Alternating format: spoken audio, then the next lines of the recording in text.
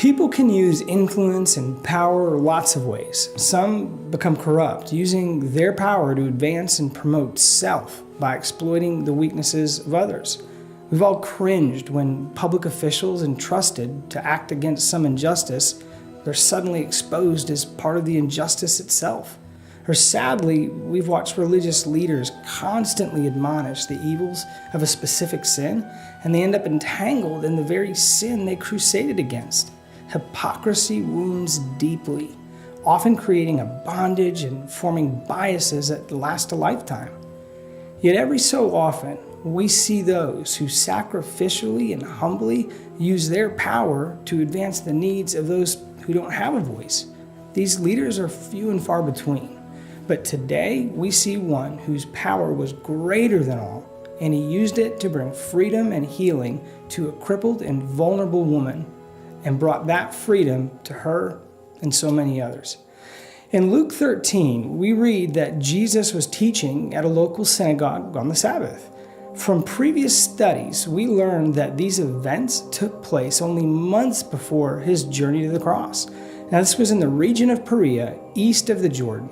It was a rural, mountainous area which lacked real opportunity for proper education and economic development that more populated and wealthy regions typically offered.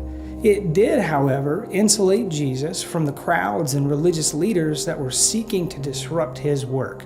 Now, it's important to note that in areas like this, those of influence often had disproportionate amounts of power and control over the people and communities in their care. So often, a leader's influence grows, they can become less concerned with the advancement of those they represent and become more concerned with keeping their power and control over them. Now, the Sabbath was an important day for any synagogue ruler, but especially on this day when a rabbi of Jesus' reputation was to visit. Now, upon hearing of the famed rabbi's attendance, we can imagine this synagogue's ruler commanding that all must be in its proper place, swept up, kept up, no deviation, no disruption, no disorder allowed. Appearances were of the essence. The ruler of the synagogue recognized opportunity to advance his own career and broaden his influence. Jesus could instantly legitimize his synagogue, his town, and maybe even establish this ruler's reputation beyond the Jordan. Now, when Jesus arrives, he spots a woman who had a spirit of an infirmity for 18 years. Her body was bent, bowed over, doubled over, unable to stand or even look up due to her condition. Yet there she was in the house of God, weak but not bitter, bound yet still grasping for freedom and some semblance of normalcy. However, she dared not interrupt the great healing rabbi, as any disruption would displease the will of the synagogue ruler. She wasn't just bound by infirmity, but also by the ruler's toothless power, and ultimately by Satan himself. But real ministry is messy. True conversion happens alongside chaos, and it almost always interrupts our neatly ordered plans and events. Jesus wasn't looking for a house clean and swept up. He was there to free the oppressed and heal the sick. Jesus, upon seeing her, does for her what she couldn't. He disrupts the neatly ordered service, and he says, "Woman, you are loosed from your infirmity." Now, though unbound, she still stood bent and crooked in fear of the ruler's response to this commotion. Then Jesus calmly laid his hand on her and freed not just her body, but her soul as well. At his reassuring touch, she immediately stood up straight. Proud and free, she now loudly glorified God. But the ruler was indignant. Why? He was losing control and his opportunity for this day to be about his own advancement.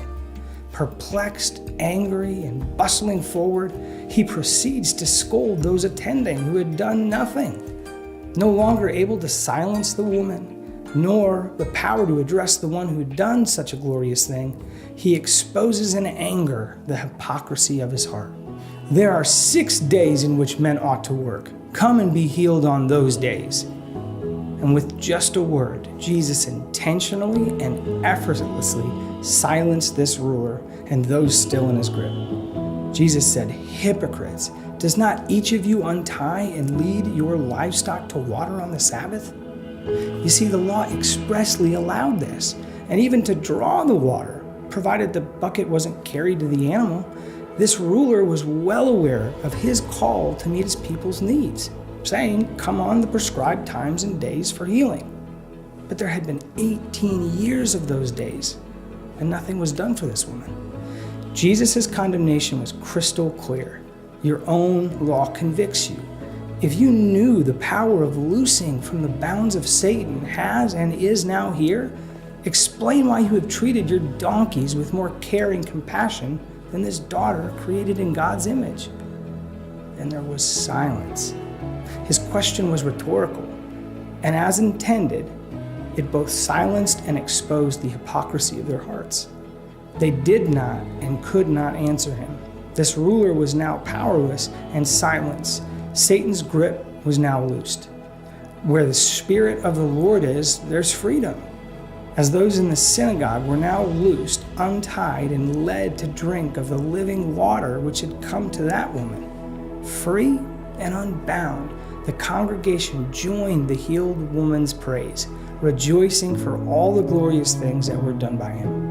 Jesus brought unexpectedly freedom to that synagogue, and in Jesus' presence, the power of the ruler was undone and reduced to shame. In just a few short months, another ruler would be brought to nothing, and those who had been held captive would be set free. On the cross, Jesus would willingly be bound to give freedom to all, and in this, disarming Satan, death, and sin's power forever. Let us walk as those in the synagogue did that day, rejoicing in freedom for all the glorious things Jesus has done for us.